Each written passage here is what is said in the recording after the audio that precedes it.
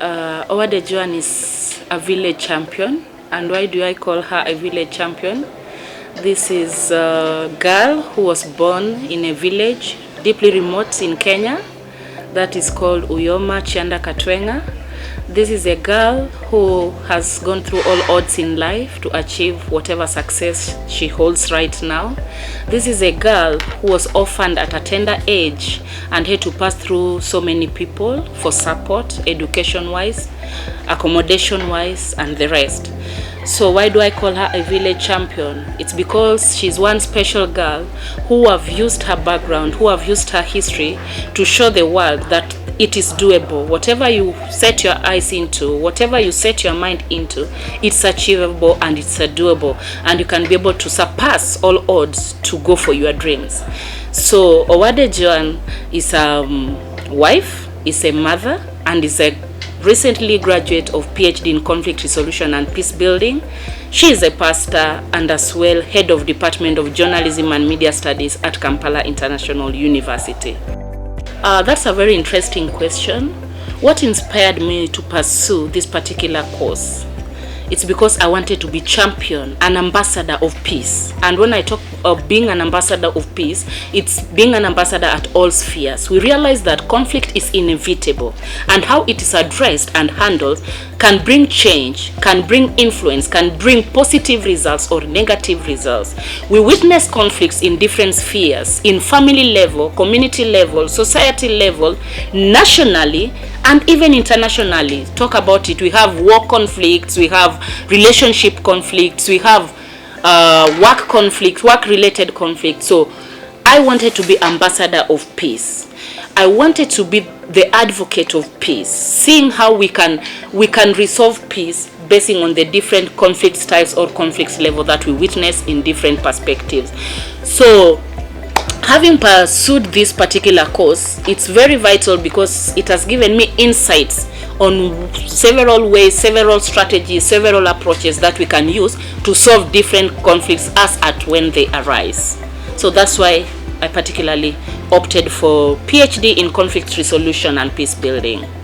The knowledge that I've gained in this particular course, number one, I'll be able to help my students who want to pursue this course through career guidance, trying to take them through what this particular course entails and what they should expect at the end.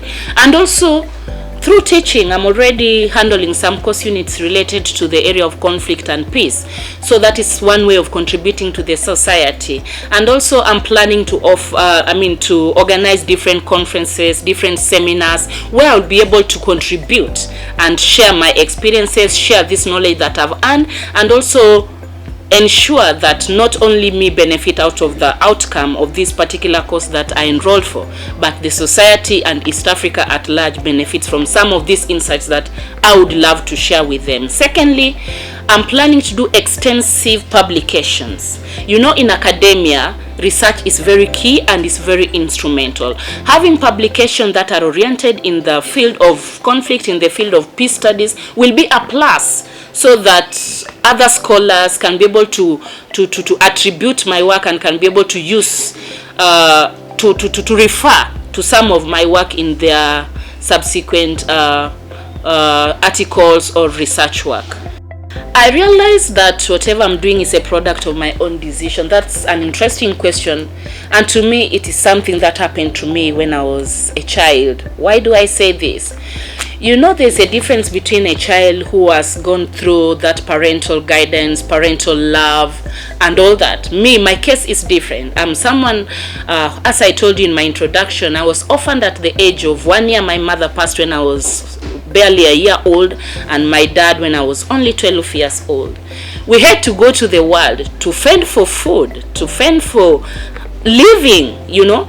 And I realized that if I'm to break records, if I'm to be successful in life, I had to relay certain decisions, including what I should do, how I should do it, and when I should do it, so that whatever level or whatever decision I make in life, affects me positively and not negatively. So this is a mindset that I developed when I was still a young child, basing on the family background, basing on the social economical status and the hardship that we witnessed when we were growing up. I just realized that it is me, it is about me. I have the decision to either impact on my life positively or negatively. And that's why someone would wonder, a girl who went through all those odds and now seated down here, going through this interaction with you as a head of department, that shows that this is not just a child who was born out of the blues, but someone who had a focus and a vision, a mission, and objective of what I wanted to experience with my life and what I wanted to achieve in my life. Education preparation that I would advise someone to go through. First of all, it's in the mindset, and it's also in career guidance. Identify what you want. Identifying what you want at an early stage makes it a bit simpler for you. So I would want to advise someone out there who want to venture in the field of conflict and peace studies. First and foremost, ask yourself these questions. Why do I want to venture into this course? Of what value will I add by enrolling for this course? What are my intentions or intended outcomes? These are some of the questions that should be able to linger in your mind so that you can evaluate yourself whether you are in the right path or not the right path. Some people just go for courses because it is marketable, because it's internationally competitive, because maybe the loved ones or the close relatives have gone for such courses before. But what I should advise someone that it's all about you. Go for what your heart wants and prepare for it, psychologically, materially, physically, emotionally, with all your, with all that it takes. Because I want to tell you, this is also not such an easy journey. The field of conflict and peace studies is very broad, and some people fall along the way. So you have to really understand what it takes. These are some of the things that we are here to guide you, to take you through, and ensure that this is exactly what you want to pursue. This is exactly where your interest lies, and this is exactly where you want to contribute to. What has helped me manage myself is all about time planning and time management, and also having basically having a plan of what I want to do and when I want to do it and at what time I want to do it.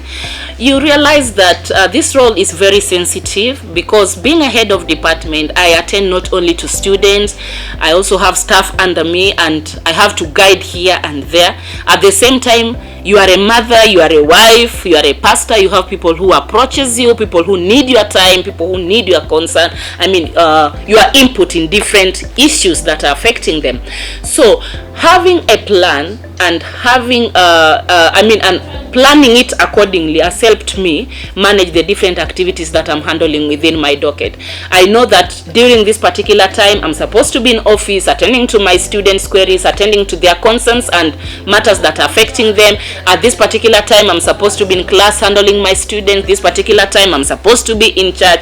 And family time is also family time. So having your set objectives and having a proper planning has helped me manage all the different activities and blending them effectively. I won't say I have challenges. Owade is a go-getter and very, very, very hardworking lady, and I'm proud to say that I've had this department for the last 7 years. I think this is my 8th year. That shows you how I've managed this department effectively. So for me, it is all about planning. If you properly plan your schedules, if you properly plan your programs, if you properly plan your events and have them written down in your calendar, in your diary, and in your planning activity notebook, then this is something manageable and something doable. When it's time for my family, definitely my family have the bigger share. When it's time to concentrate on my work environment, I need to give it my total concentration. And when it is time to attend to maybe my pastoral duties, then I equally give it its time. So I won't say that I've felt a huge challenge, although at times it comes with fatigue. Yeah, you find that you've ran so many activities, and before you realize you are totally worn out. So you need enough rest, and time might not always be available. But this is not something I witness oftenly. It is something that comes once in a while. So far so good, and I can say that I've not witnessed major challenges. Yeah. Wow, what an interesting question. Basing on my previous achievements, I think I'm a distinguished lady, because I'm one person who always want to stand out from the rest of the crowd. I want to be at the top no matter what it takes. And I'm one person who is so persistent, and I don't give up. I keep trying until I win. You know, I have a motto that says it is not wrong to try and fail, but failing to try is where the problem is. And the more you try, the more you succeed. The more you drop, the more you will never achieve your ambitions in life. So with that motto at the back of my mind, I've always strived to ensure that I stand from the rest of the crowd.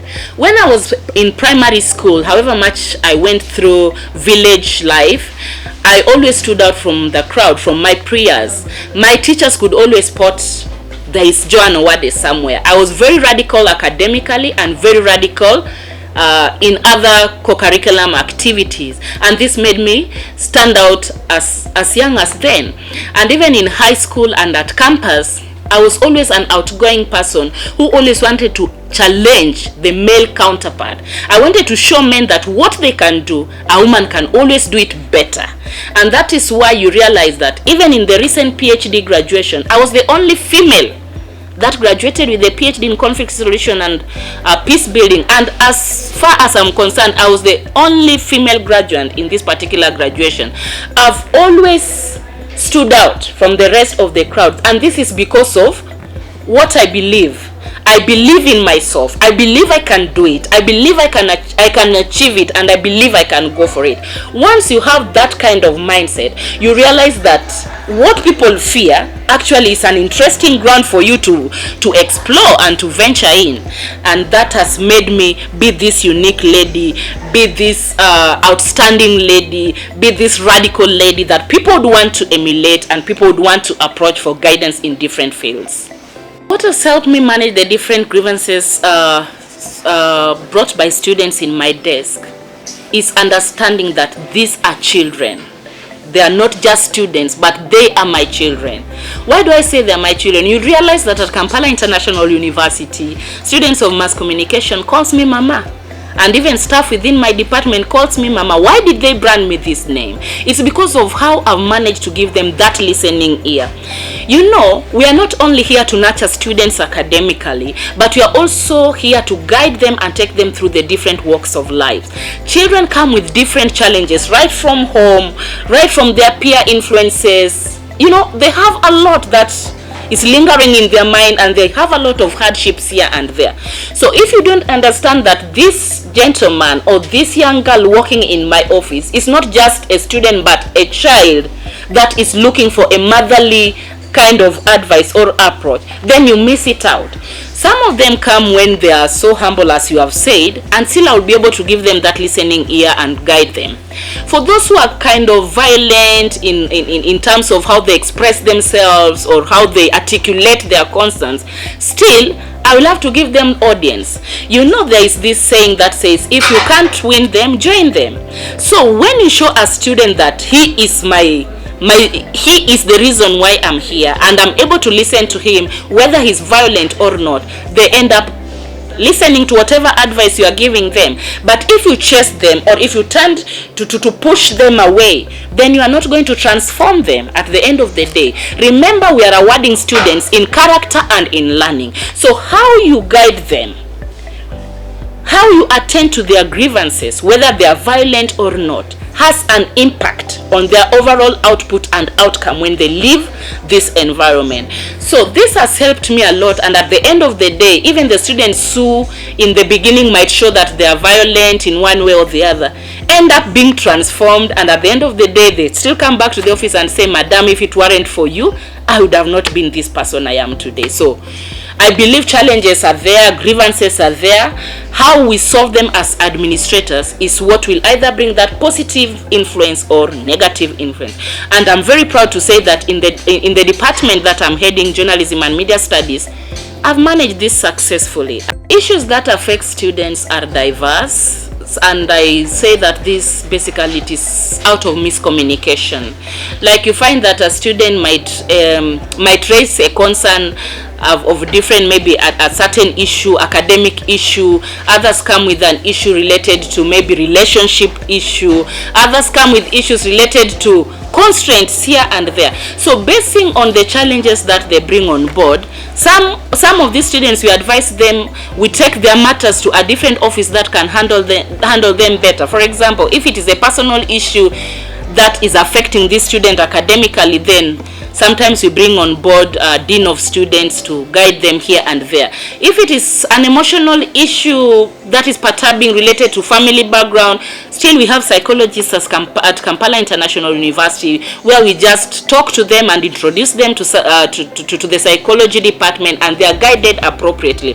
But if it is in academics, then also I take up the matter upon my hand, being their head of department, and look at ways on which we can resolve. If it is the issue of they need their marks, we work as a team and ensure that their marks are availed. If it is issues to do with maybe a certain course unit, the timing is inappropriate either to the lecturer side or the student side, then we also look at how we can blend that and solve it. So I won't say that these are challenges, but these are just issues that can be addressed as at when they come, and we have done that effectively. What I can tell you, that being the head of department, I've realized that students go through a lot, and actually the challenges they bring are cross-cutting. They're not only academic related, but even concerning their lives, concerning what is affecting them out there. And we've always looked for people, we've always advised them basing on the issues that they're bringing on board. So basically issues that they bring in on board or in my office are issues related to academics, which we have successfully handled and we don't have problems at that level. Issues relating to their personal problems or economical issues or whatever they bring on board, we always find a way of trying to look for the different offices that where they can be assisted, and indeed they've always been assisted. Remember when I was introducing myself, I did say that I'm a village champion. Village champion because I was born and raised in the village. And I remember having put my first shoe when I was being enrolled for senior 1. So you can imagine what life offered me as at that time. And having been orphaned at a tender age, God used people to take me to the next level. My eldest brother, architect Vincent Owiti Owade, played a very key role in ensuring that he continued educating me despite the challenges that we were experiencing as young children, and I'm glad I didn't disappoint him. When I came to campus, I was already focused. I knew what I wanted. I wanted to excel in academics so that I can change the narrative in my family. And I want to tell someone out there that you have the power, you have the will, you have the mandate to change your story. It's all about how you play it. It's all about how focused you are. So when I was at campus, I was very, very, very hardworking. I was an obedient young girl, and I graduated as the best overall student. And this is something that was awarded by Kampala International University. When I was awarded the best student in Bachelor's of Mass Communication, Honorable Dr. Basaja Balaba, under the scheme of staff development scheme and scholarship, granted me full scholarship at master's level. And this is something I don't take for granted. It is because I earned it. I fought for it. And as long as you are focused and as long as you fight for what you want in life, it doesn't matter where the finances will come from. God will always bring people your way to take you to the next level. If it was not for the scholarship that Kampala International University granted me right from master's to PhD, we would not be having this interview right now. Secondly, there are people who have also played significant roles in my life. My family played a key role. They've always supported me. My siblings have always been there for me, regardless of the challenging times. The Vice Chancellor of Kampala International University, Professor Mpeza Mihigo, has played a very critical role in my journey, and this is something that is worth recognizing. Deputy Vice Chancellors at this university, that is Professor Janice Businje and Dr. Sophie Kazibwe, who is in charge of academics, they've also contributed positively in this journey I'm now talking about, plus my college principal and different staff within Kampala International University. But what is the message I'm sending out there? My interest is in the girl child as I wind up. Girls, do not be intimidated. It doesn't matter your history. It doesn't matter who gave birth to you. It doesn't matter how rich or how poor you are. You have the power to change your life. As long as you have a vision, that vision will never die as long as you go for it. As long as you have a drive, it will never fade as long as you go for it. God will always bring people to support you, to hold your hands, and to take you to the next level. I'm a village champion who is now sitting here to give out not only advice and guidance, but my story so that it can transform the girl child watching this, the girl child listening to this, and the girl child seeing me on screen.